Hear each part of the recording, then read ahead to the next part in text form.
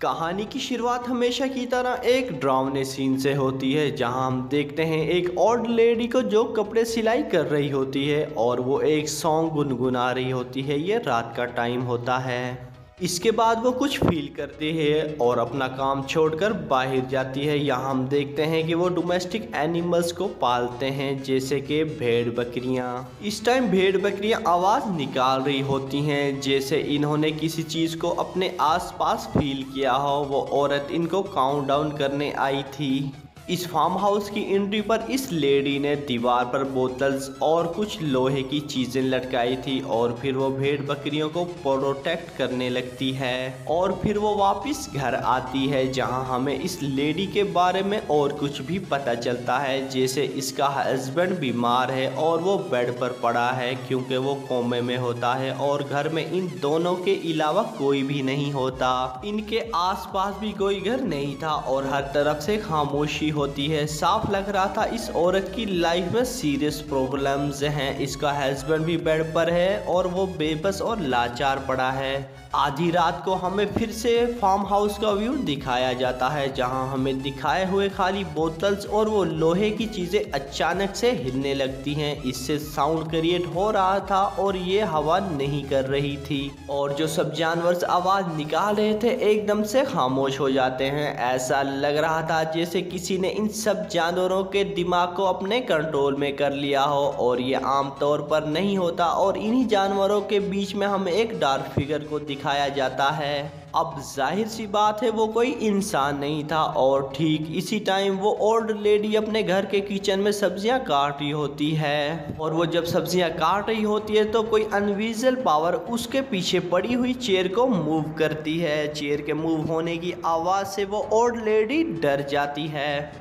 क्योंकि इसका हस्बैंड बीमार होता है, बेड पर होता है और ऐसा कोई भी घर में नहीं होता जो इसकी मदद करे। और ये सीन यहीं पर मूवी में कट हो जाता है। अब कहानी कुछ टाइम आगे आती है, जहां हम देखते हैं एक लड़की को जो कि कार में होती है, जिसका नाम लुइस होता है। वो अपनी कार में इसी घर में आती है। वो घर आबादी से दूर होता है क्योंकि ये फार्मर्स का घर होता है और इन्हें जानवर पालने होते थे। अब लुइस इस घर में आती है, जहां हम देखते हैं ये लड़की अपने पेरेंट्स से मिलने आई है। असल में ये जो ओल्ड लेडी है ये इसकी मदर है और ये जो बेड पर बीमार पड़ा है ये इसका फादर है। यहाँ हम देखते हैं कि वो ओल्ड लेडी लुइस को देखकर ज़्यादा खुश नहीं थी, जैसे कि आमतौर पर गले से लगाना, हाल चाल पूछना। इससे हमें मूवी में ये पता चलता है कि ये फैमिली एक दूसरे के ज़्यादा करीब नहीं है। फिर वो लोग इस लुइस को कहते हैं कि तुम्हारा भाई अभी कुछ ही घंटे पहले घर आया है और लुइस को कहते हैं कि तुम्हें यहाँ नहीं आना चाहिए था। ठीक इसी टाइम हम एक नर्स को भी देखते हैं जो इसके फादर को देखने आती है हर दिन या फिर दूसरे दिन, मगर वो आती है। यहाँ हम माइकल को भी देखते हैं, मतलब जो इसका ब्रदर है, और चार्ली नाम के एक आदमी को भी जो इस फैमिली के काफी करीब होता है।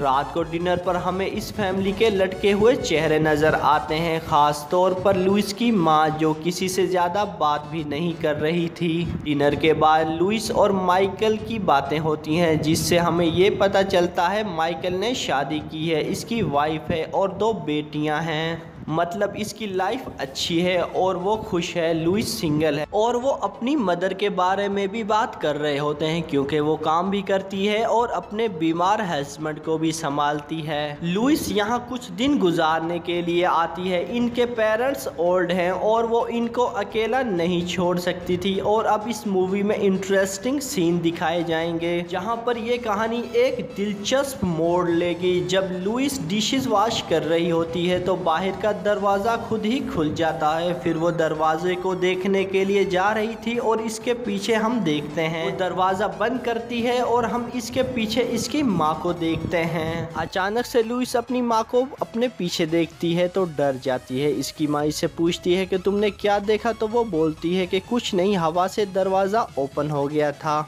इसी रात माइकल जब पेपर्स पर कुछ कर रहा होता है तो इसकी माँ सब्जियां काट रही होती है। अब माइकल अपनी माँ को बोलता है कि काफ़ी रात हो गई, आप सो जाएं, मगर इसकी माँ इसको बोलती है कि मैं ठीक हूँ, जैसा तुम सोच रहे हो ऐसा कुछ नहीं है। फिर माइकल वहाँ से चला जाता है।